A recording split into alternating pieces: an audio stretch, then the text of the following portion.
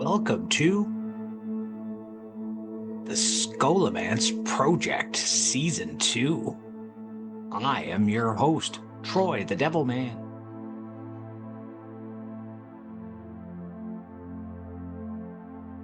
Greetings from the Sunshine Coast of British Columbia, Canada. You can find us online at scholomance.ca. Email me feedback, guest suggestions, or any other questions at scolomancer@gmail.com. Lon Milo DuQuette is a longtime friend of mine and friend of this show. I have had him as my guest in my home and at events I've hosted for almost 20 years. I'm thrilled to report that he has recently written and produced a screenplay-like novel called Young Aleister Crowley and the Magicians Revolt. I've known about this project for some time. Lon and I have discussed it on many occasions privately, and it is so exciting to spend a few minutes with Lon today to talk about this project as it comes to its fruition, and hopefully future iteration as a television or movie script. Please welcome Lon Milo DuQuette. Lon DuQuette, welcome back to the Scholomance Project. It's so good to see you again. Good to see you too. Thanks for having me on and welcoming me to your ancestral home. Yes, I'm in Powell River at my mom's house, in the place where I was raised, and I'm here for my family business's 50th anniversary. So that'll be happening tomorrow. Yeah, and I don't think my brother wanted to come, but here I am anyway. Well, you know what it's like with families sometimes, Anyway. No, I don't. It is a pleasure to see you, Lon. I know we spoke just a couple of months ago on my other project for Tarot Architect, because you're coming to Esotericism and Freemasonry Conference this year, and that's thank you for offering to do that. I'm so stoked. But you released another book, and I wanted to talk to you over here because your book is entitled Young Aleister Crowley and the Revolt of the Magicians. Yeah. You want to tell me a bit about this project? Can I hold it up and show you? Yes, please. Let's do a show and tell. I just happen to have one here. Okay. Nice. Look at that. And for those of you listening in the audio, Lon is showing the wonderful cover of the Magicians Revolt, Young Aleister Crowley. It looks great. Looks like a graphic novel. It isn't a graphic novel yet. It isn't, but Constance and I were talking about that today. It'd be perfect for a graphic novel because it's kind of written in scenes, and almost every page could be several cells. I agree. I agree. Yeah, it has that potential.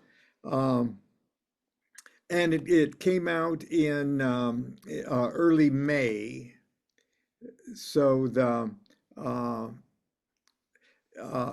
it initially sold very, very well in many categories, and I think of course, it's in audiobook and it's on Kindle and paperback, of course, and all of them are doing very well.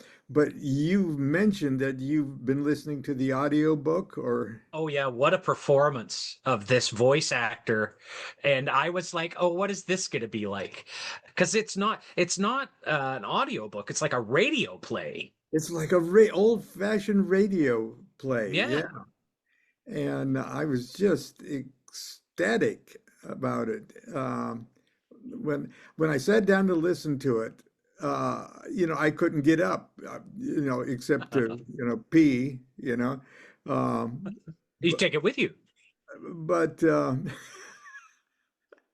no, I needed a little break.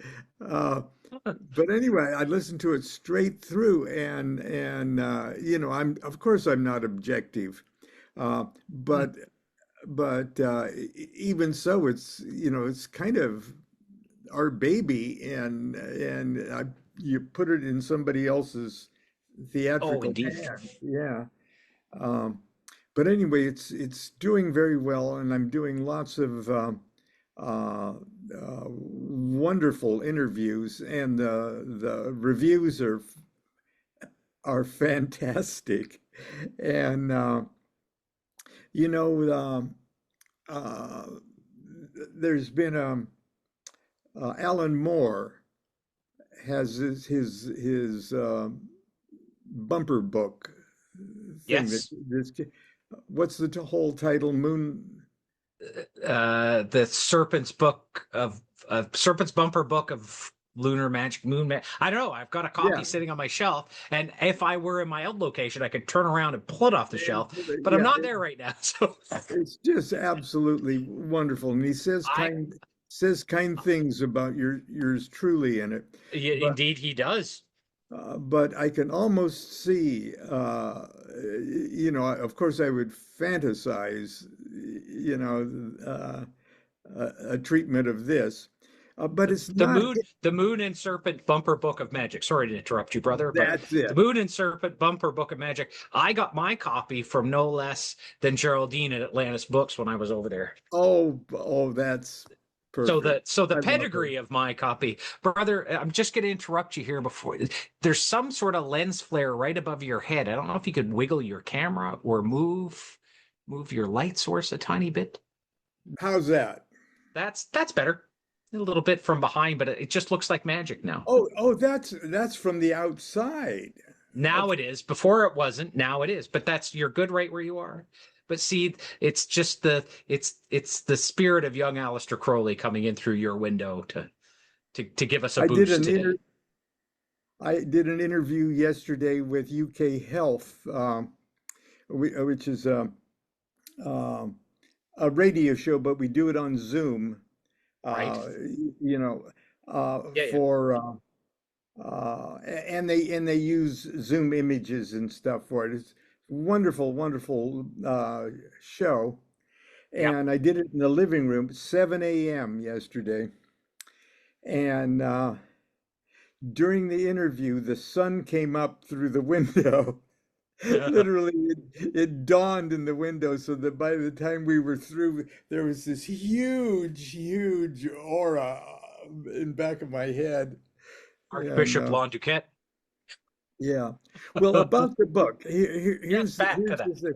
This book, 19 years ago, 19 in 2007, I get a call from an O.T.O brother who is a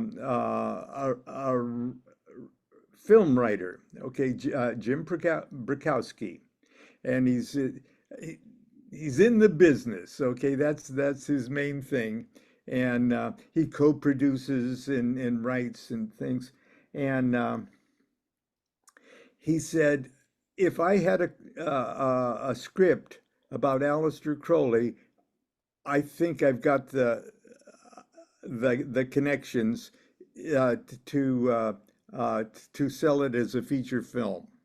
Okay, and because he was talking to people, that said we want a Crowley thing, and he said if I just had a script, at least he could get it going.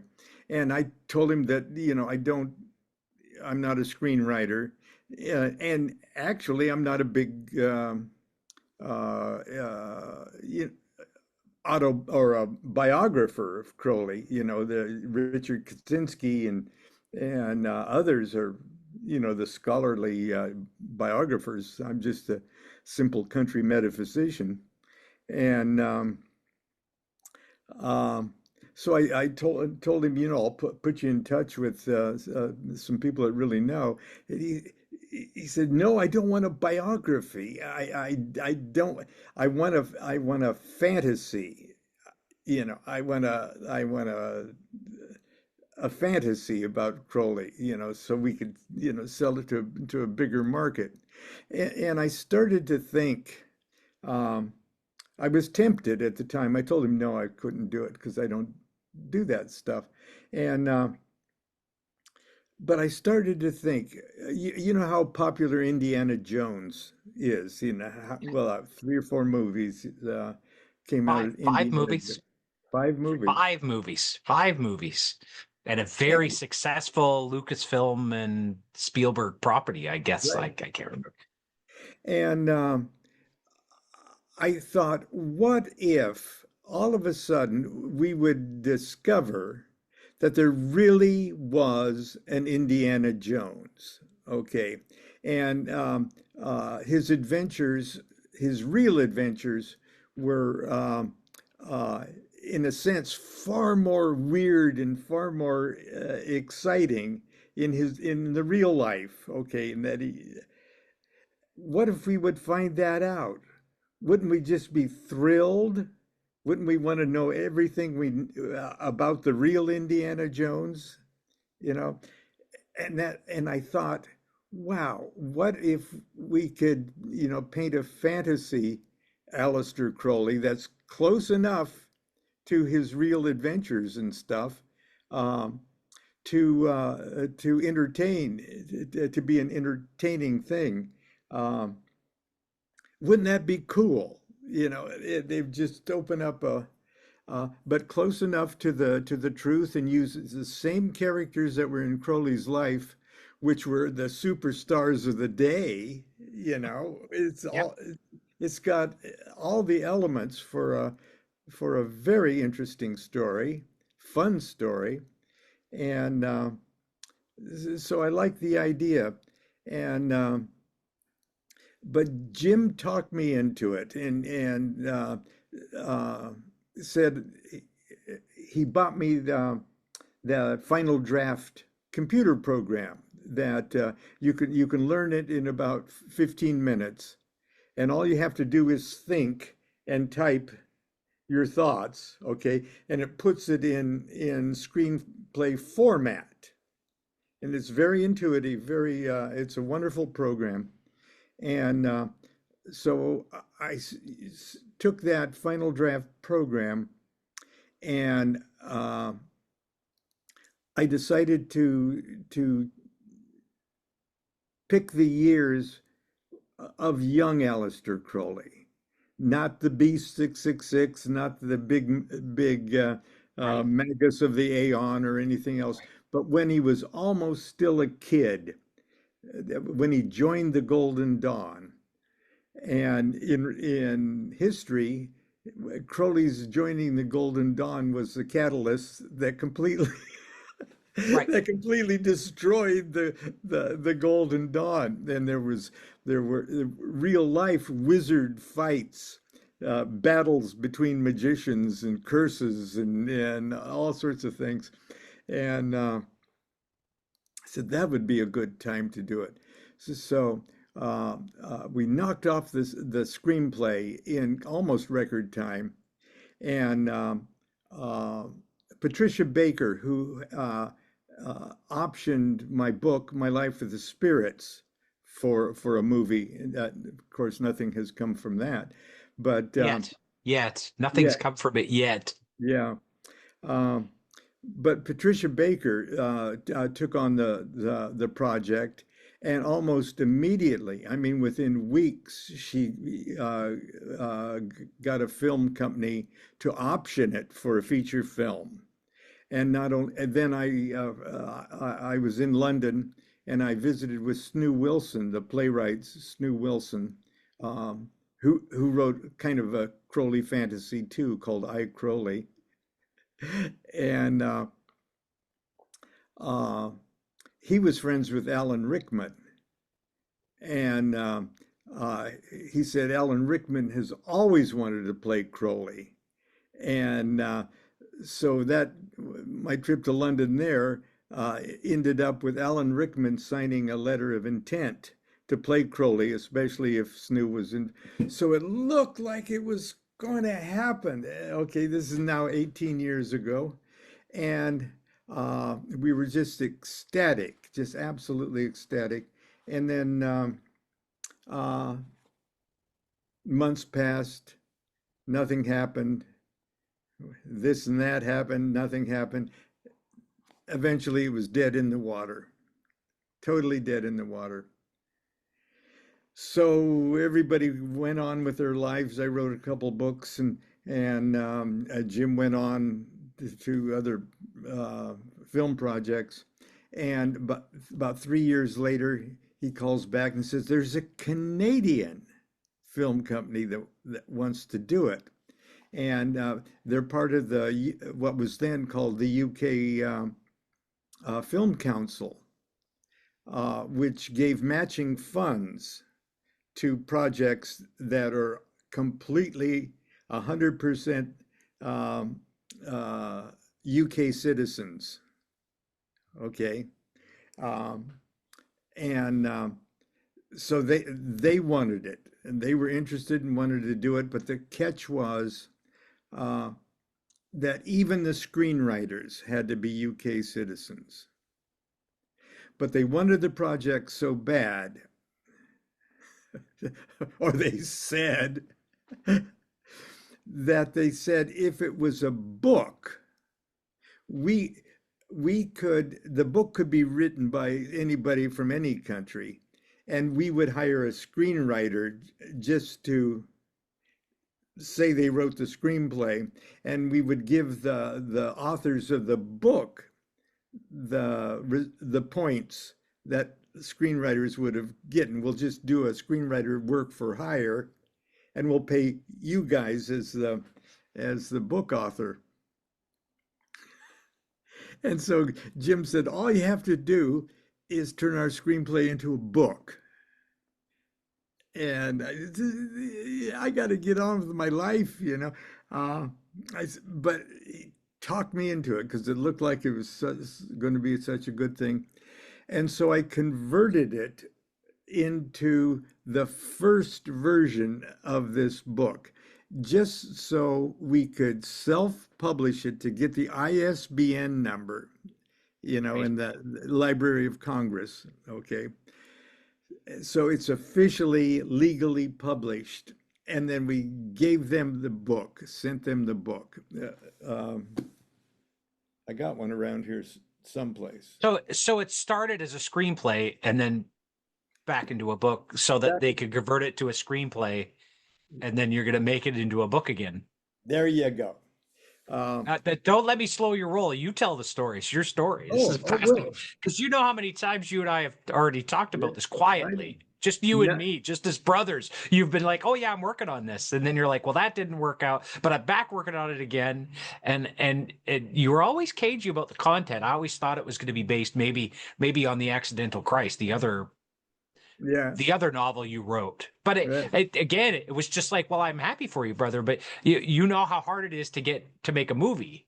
Like Yeah. it's Oh, impossible. Something like 98% of projects never finally get yeah. greenlit. They spend all their time running around chasing their tail, right? And even this one, I'll believe it when I see it. Yes, But of course. 9 years passed. 9 years passed. Okay, Patricia has made a bunch of other contacts with people now. Netflix, you know, gets invented, Yes. and all of these television series uh, Yeah. now come into play, and uh, it looks like they want the story, but they want the story for like a 6 to 12 episodic Nice. thing. Yeah, Okay, yeah. and not only that, they also want the possibility of a feature film. Okay, Right. okay, and so Jim and I and went to work to start writing in screenplay format. First of all, the feature film that would serve as a pilot, and then we Right. started right. I think we've got three episodes in the series already done, and those are being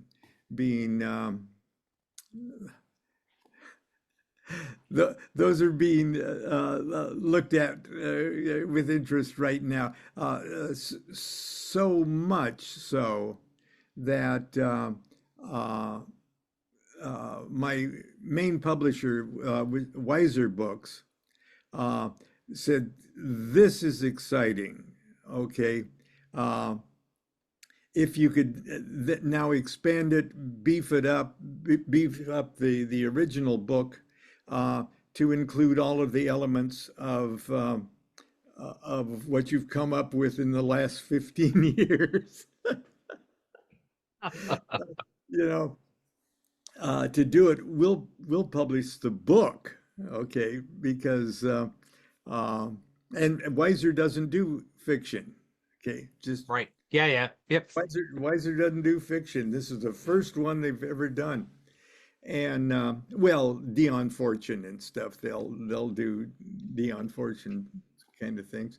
But anyway, that's what this book is. It was a screenplay that had to be turned into a book so it could be turned into a screenplay that was turned into uh, an expanded 12 episodic screenplay that was turned back into a book. 19 years, 19 years in the making. Okay. It's got to be the longest you've ever worked on something. Oh, it's not like we worked on it the whole time. You know, I think No, but I I mean, only My Life with the Spirits has a longer pedigree because that was kind of like your whole life before then, leading up to yes, that. You know what I'm right, saying? And right, it's this crazy. And I remember you and I talking. I remember talking around the time Strange Angel came out, the TV series with Parsons, right. and how excited everybody was to see where that was going to go. And I think, I mean, I don't want to get myself into a legally actionable position, but I think writing Hubbard onto the show so soon made sure they wouldn't complete the show because they, once Hubbard makes an appearance, Scientology's involved now. Now you can't make any more show. Right. What a shame. Um, but there seems to be plenty of public interest in the stories around these people. Give the people what they want. What the people want Well, is more transgressive material that looks like entertainment in comic books. That's what they want. that's what they want. That's what they need. Okay, give them what they So, need. so where were we? You were telling the story. This evolved from screenplay to book to screenplay to book. Right. Now sounds like maybe screenplay to graphic novel or to graphic novel to screenplay or video game. I mean, who knows where this is going to go It's for you guys? moving so fast it just moved into that other phase as we spoke. It was it just so happens this very mercurial day today. But yes, and the my main concern was uh, that the viewer or the reader wouldn't get where I was going with this. Okay, wouldn't get because I've got now 40 some years of writing uh, like textbooks about Aleister Crowley and Aleister Crowley's magic and those works. So and not fantasy stuff. Okay, and I try to make things as entertaining and as light uh, and as easy to digest as possible, but they're like textbooks. Okay, Yeah. and I'm really gratified that they've been well received over the years and uh, but I had to actually uh, hard sell this to the publisher. Over the years, I tried to get Weiser to do it, and their hard and fast rule about No no fiction. no fiction was really what was sticking in the way. But um, the when the reviews started to come in from people that I admired, um, that they were actually getting the big picture. They they get a few pages in and they realize they don't want uh, a cold, gritty view of Crowley. They they actually want to see they they want a young, naive, brilliant character that Crowley probably was when he was 24 years old. Okay, we think of Crowley as the beast and the wickedest man in the world, and the later life, wild and crazy Crowley.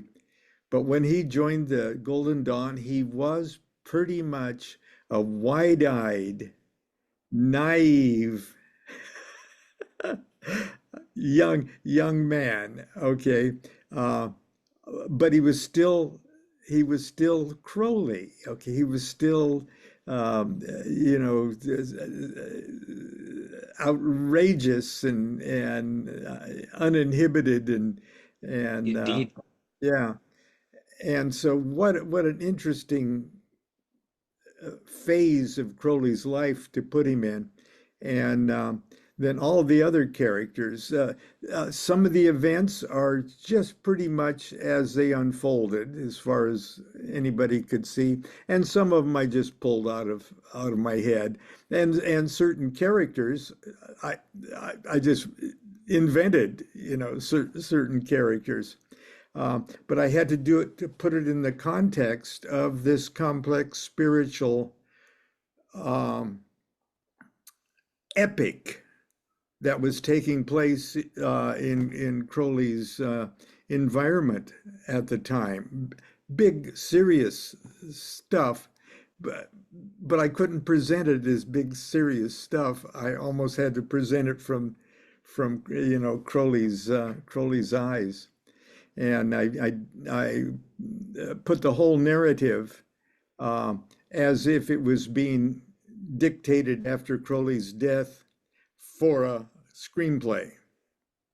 Yes, and it's brilliant the way you did it because again it's so meta. You're telling a story that was converted to a screenplay to a book to a screenplay to a book, but in the book itself, the characters you've invented are having a screenplay dictated, and it's all Right. these scenes that are occurring, and then you flash back to real time and back and forth. And I just think it's an excellent device that works really well.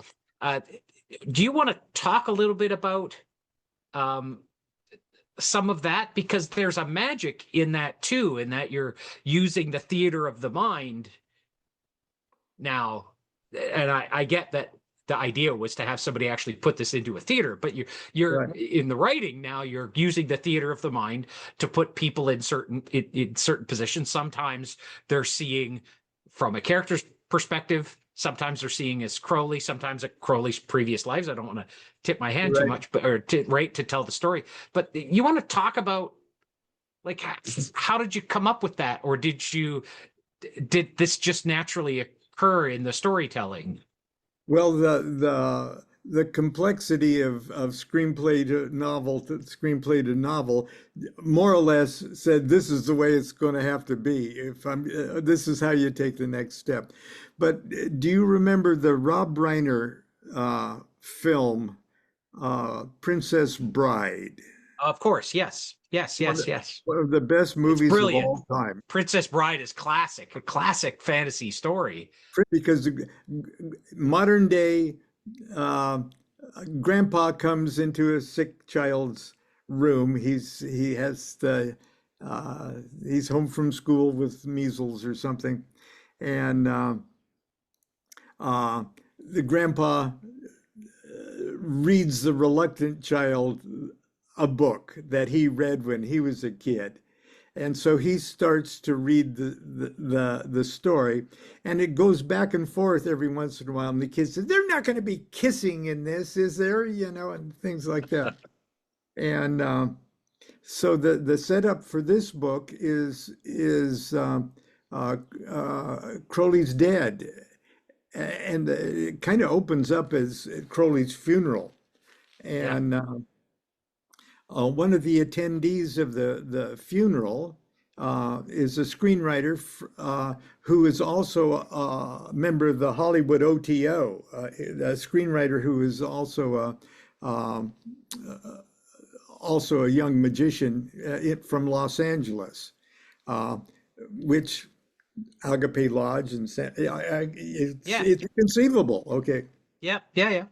And he wants to write this movie about Aleister Crowley because he knows what a genius and an important character Crowley was, and he himself was young but a relatively high degree initiate in the O.T.O and a screenwriter. That's what he did for a living, and he talked his studio into letting him go to England in 1947 to uh, interview a famous British film director who's getting ready to die, an old Sir Francis Bendick. And of course, Crowley wrote uh, some of the Crowley's big equinox encyclopedia of occultism. Uh, Crowley wrote under the name Francis Bendick, so I used Yes. that. Okay, so I invented this like Cecil B. DeMille type character, English character, and the Hollywood screenplayer wants to pick his brain before to help him write his script, and uh, so that he meets up with Lady Harris, Frida Harris from uh, the artist that did Crowley's Thoth, met up with her at the funeral, and he's staying with her for a couple days while he interviews Bendick, and so that's sort of like the grandpa coming into the child's room, and uh, eventually he starts to interview him, and the old man tells him, I know you could write a good screenplay, but it'll never fly. It'll just never fly. Nobody's ready for this. And he said, this story is bigger than the life of just one man, he continued. The story can't be told as history because truth is never revealed in histories. Objective reality is a very small reality. My boy, this is an epic that spans multiple lives, multiple dimensions, centuries of time. It has to be told as a fairy tale, a myth, because fairy tales and myths are truer than history, truer than objective reality. They outlive history and will need our story to endure. He leaned forward and placed his hand on my knee. The first person is the young screenwriter. Yes. Yes. And gently patted it. Please, Brother Harlan, consider this a deathbed request from one initiate of the sanctuary of the Gnosis to another. Fetch your pad and allow me to tell you a fairy tale. Yeah.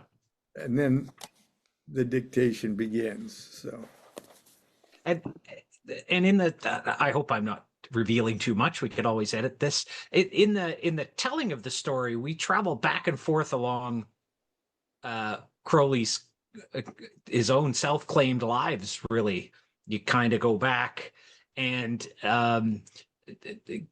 clearly it's a mythologizing because there's magic occurring, for example, with one of the characters that wouldn't be developed that way until the Golden Dawn comes along, right 500 or 700 years later, or however long it is. But it's cool that you use, like occultism we might use now, actual rituals out of your other Crowley textbooks that Crowley himself may have would definitely have known and done, and you Oh, use them in a absolutely. recognizable format, and it's cool because you don't see that in much fantasy writing where there's any actual esotericism being imparted, right? And I think it's a small part, but it is a recognizable part, and I think it's fun because it gives it an authenticity, especially to an aspirant of the work. It gives Hmm. it an authenticity that makes it really delicious. You want to talk about that because I have another question associated with this, but this, like, obviously, this particular item you are quite familiar with it, so you want to talk about why you included that and how that all, because doesn't seem forced, right? It feels perfectly natural, in especially the first instances you use of it in that first flashback are brilliant. I just want you to talk about that a little bit. You mean the Book of Sacred Magic of Abramelin the Mage? Yes, and the confrontation with the Jinn and Ifrit in the desert. Oh, yes. Well, Brilliant. part of the flashbacks is Abraham the Jew looking for Abramelin, Right. the mage, and in a sense that the translation of that book really was an important catalyst in the development of the Golden Dawn, and that was okay, and Abraham And the transformative for Crowley too, and his oh. relationship with Mathers, and the way you tell it. It's not historically correct, but that doesn't matter. It's the spirit in which you tell it is brilliant. Anyway, it's Yeah, your well, story. You tell yeah, me. oh, that's it. The big key to that ancient book, okay, the Sacred Magic of Abramelin the Mage, was again a young European Jew going all around the Middle East, but finally finding the main biggest magician in the world living like a hermit out in the desert. Um, the key to that magic is a unique concept for the West, and that was in order to actually uh, use godlike power of a magician, you actually have to be godlike. Okay, you have to work on yourself first, and it brings in this concept of we've all got what he called anyway the holy guardian angel, which is who, in a sense, it's who you really are, but it's only who you are until you've expanded yourself to realize, that that's who you are. It's kind of hard to describe, but it's the union of the holy guardian angel, and Christian mystics would call it I've achieved Christ consciousness. Okay. Um, But the thing is, until you've gained that level of consciousness, you don't know what is or is not in your own best interest. Okay, you can learn all the sorts of these other kind of psychic magical techniques and tricks and everything else, but you're still it's all a shot in the dark. You're not awake enough to know when you're doing good or when you're doing evil. It's You a don't, means to an end. It's not an end in itself. It's just a means. It's just a it's just, tool. yes. Uh, so you aren't who you are. So how can you be a magician when you aren't who you are yet? Right. Right.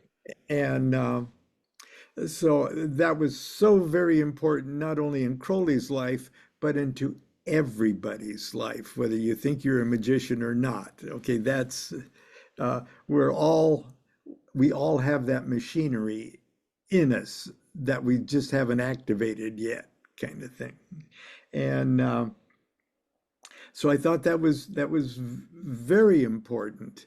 And the uh, there's this wonderful scene where Abraham hasn't yet found uh, Abramellin's tent, and he's riding his camel, in the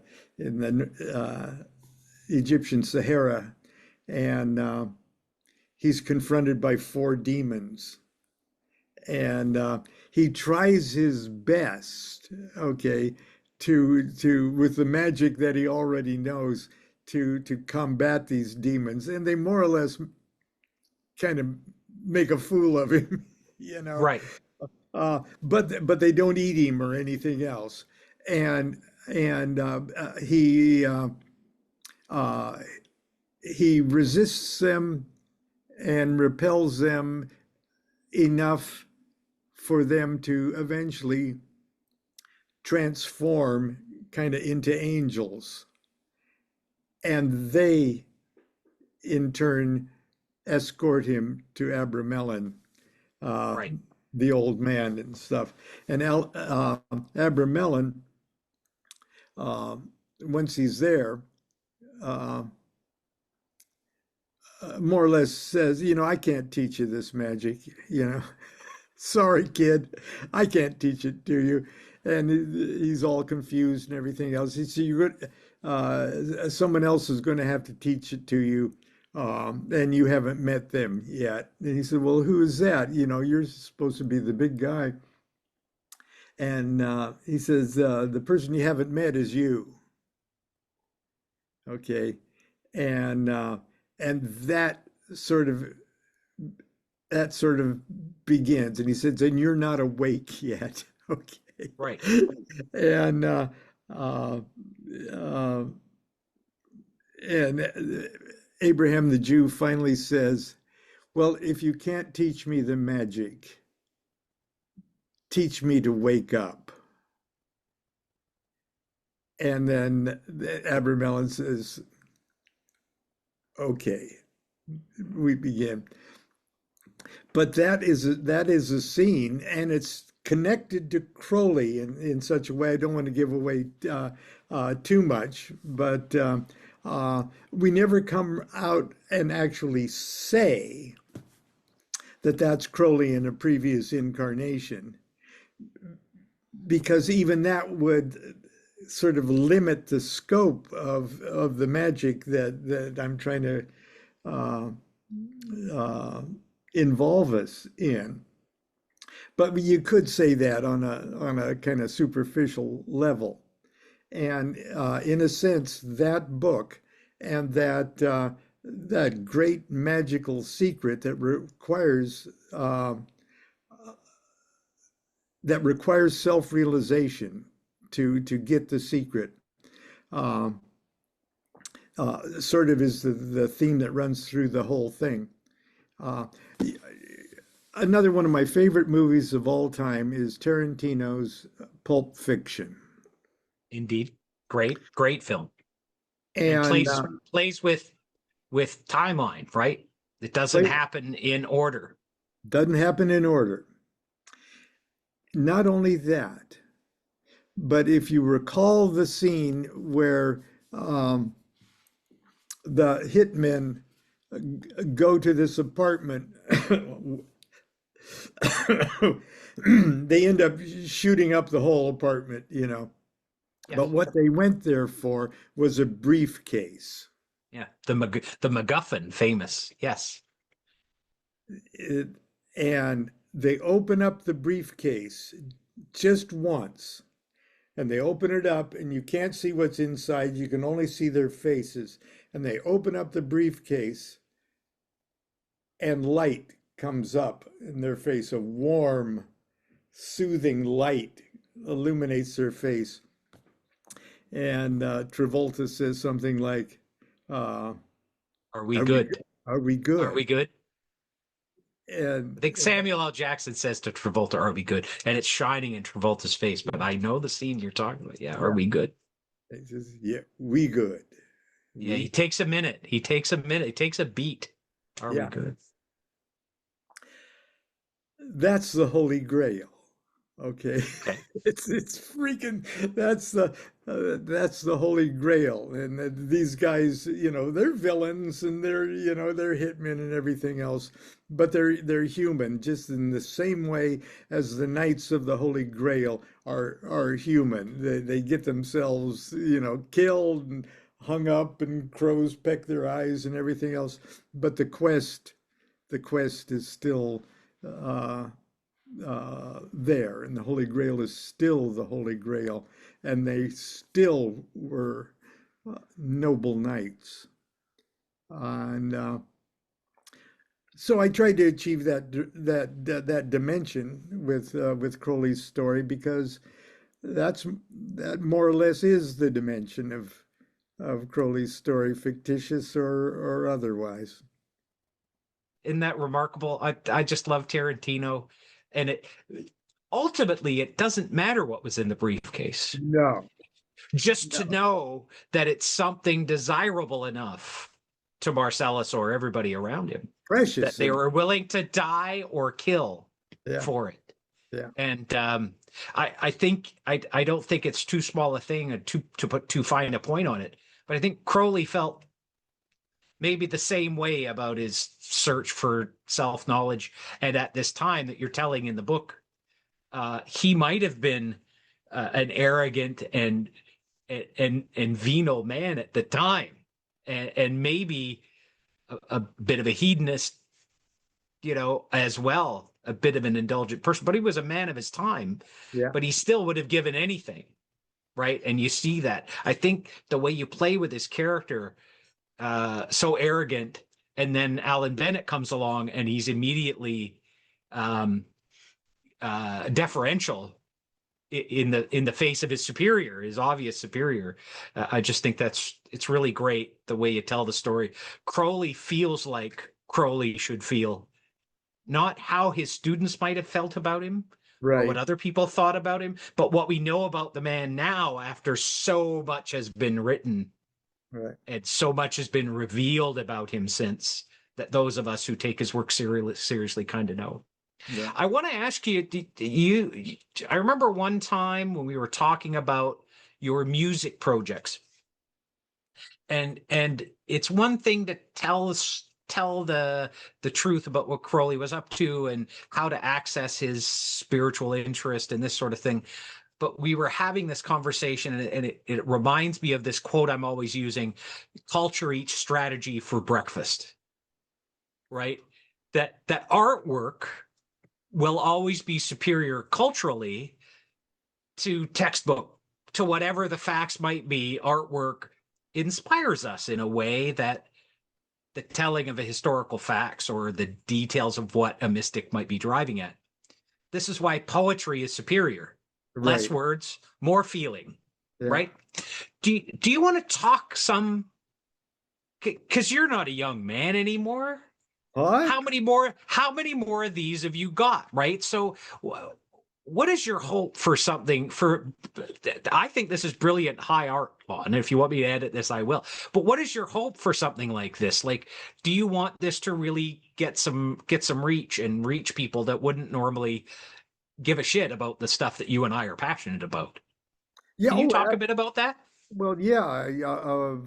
Of course I would, and but it's not like I've strategized or plotted any of this. It's just the way I've always um, that I've always instinctually behaved, and uh, I was a class clown in school. Okay, and, That's shocking. I'm shocked over here. are you really? No, I was expelled twice, uh, me too.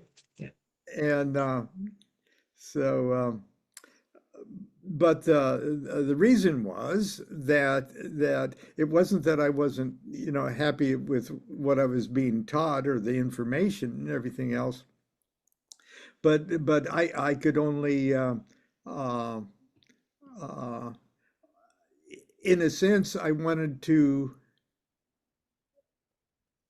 I just instinctively needed for the whole class to understand it uh, by laughing at it, okay, or or seeing it in another light. Not that I had any connection or attachment to learning social studies or anything, but the fact uh, and not only that, but I enjoyed the greater acceptance of the laughter of others. And it may be you get it all Freudian, and I want to be loved. Well, shit, yes, I want to be loved, but um, that's always been my way, and the reason that I really enjoyed the Hebrew Kabbalah, but but and I was lucky enough to uh, teach every week in my home a group of people that I'm not really teaching. I'm just rambling on about a subject. Yeah, and we're learning the subject together. Excuse me Yeah. for a second. Yeah. We use each other as a mirror, don't we? Yes. With this stuff. It's so ultimately subjective. Am I crazy or is this like X? I Right? was thinking this morning, I've always had this sort of secret thing that I do in the bathroom. Oh, don't worry, don't worry. The secret thing is every time I look at myself in the mirror, no matter if I look good, look bad, look anything, I look at myself in the eyes and smile at myself. I smile at my reflection. And when I'm with others, when I write a book, I'm looking at myself in everybody and smiling. Does does that make sense? And Yes. and it makes me feel better, and that's reflected back into I can see me feeling better. Okay, and so when I thought it was time for me to communicate with other people who are interested in magic and stuff, just the basics of Kabbalah, I invented another set of eyes, a reflection to look into, and I invented Rabbi Lamed Ben Clifford to do the teaching. Okay, and I mean it sounds corny, but in a sense, I didn't write the Chicken Kabbalah. Rabbi Lamed Ben Clifford wrote the Chicken Sure. Kabbalah, and I just tried to keep up, you know, Right. with what was coming out, and that in a sense that's the same way that uh, everything I've written does.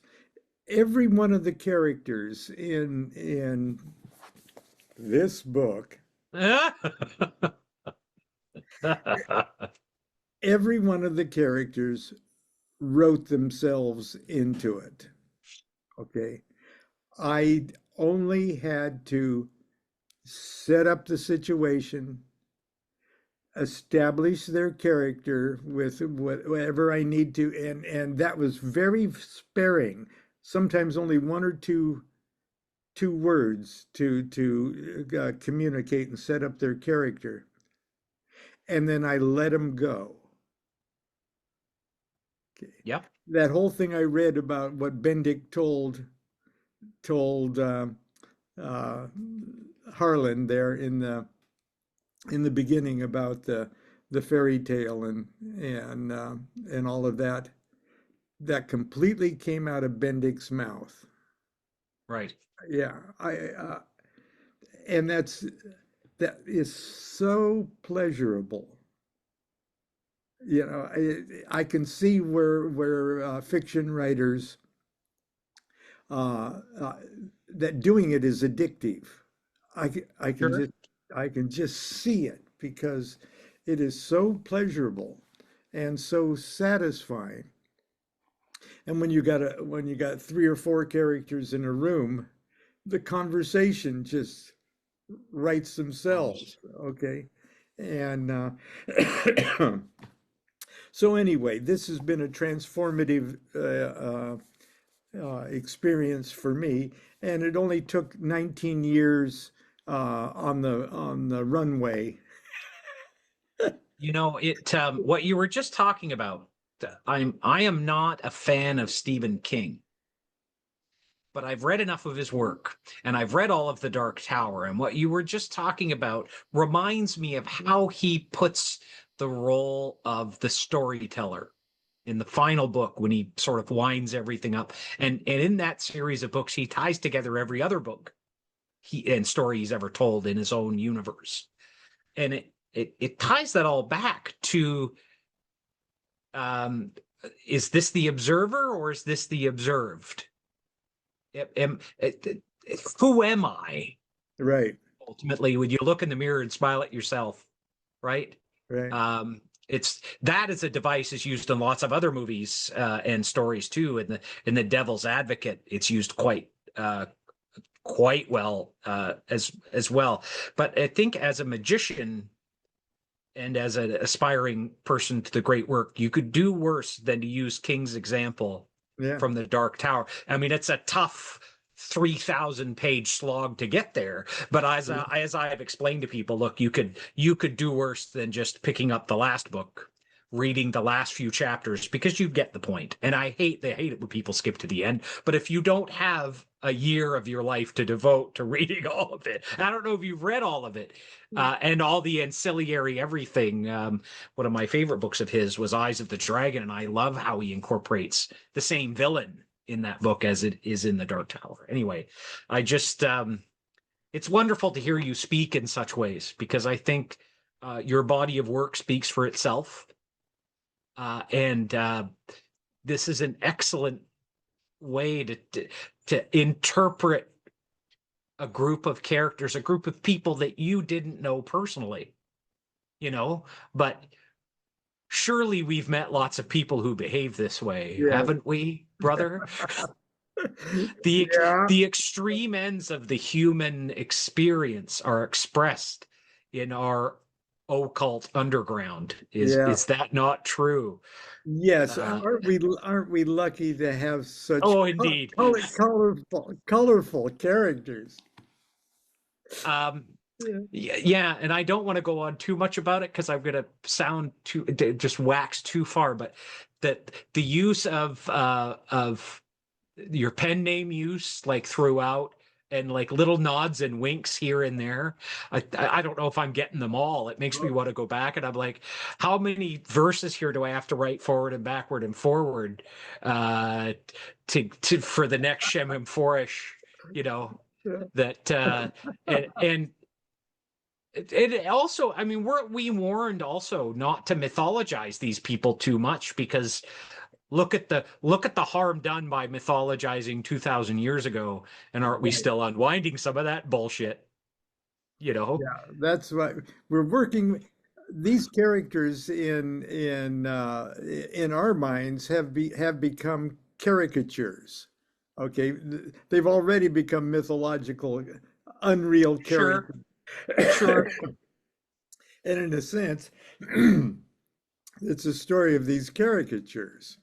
And I hope I've given them all quite human uh, dimensions because they were all quite human. So, Weren't they all? And thank you again for making this art as with the way that you've done, with the care and attention that you've done for the consumption of maybe many more people than would pick up, for example, The Magic of Aleister Crowley or right. the Chicken Kabbalah.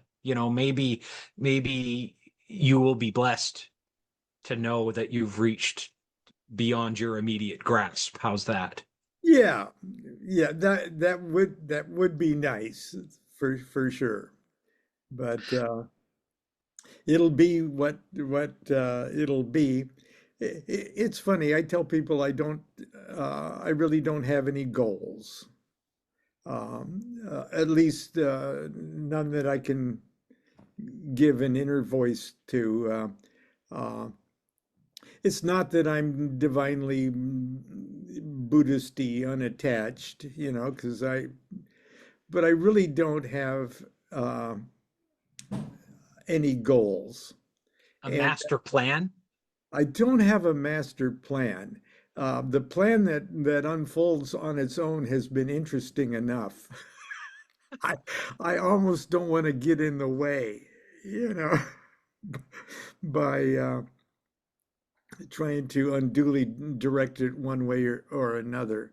Um, and in that sense, there's a certain amount of grace, I guess would be the word that I've been lucky enough to just surrender to. But anyway, yeah, but of course, I'm also very lazy, and I have no ambition whatsoever. I'll always remember when you're long gone and I'm hanging on at the end. I'm going to hear your voice in my head. I'm a vulgar man. And I am a vulgar man. And just isn't it our humor and our desires that make us human ultimately? Yeah. Brother, I would be remiss if I didn't ask if you've got something else coming up in the next little while other than Esotericism and Freemasonry Conference, September 19th in Seattle, Washington, 2026. Have you got other things coming up in the immediate future that you might want to promote here? And I'll release this in the next week or two. Oh, I've just got a bunch of interviews and things, but next spring in Joshua Tree, California, if I live Oh, that long. doing that again? Yeah, yeah. Yeah, going to do the Rabbi Lamed Ben Clifford is going to make a 3-day appearance for a 3-day uh, chicken Kabbalah workshop in Wow. Joshua Tree, California.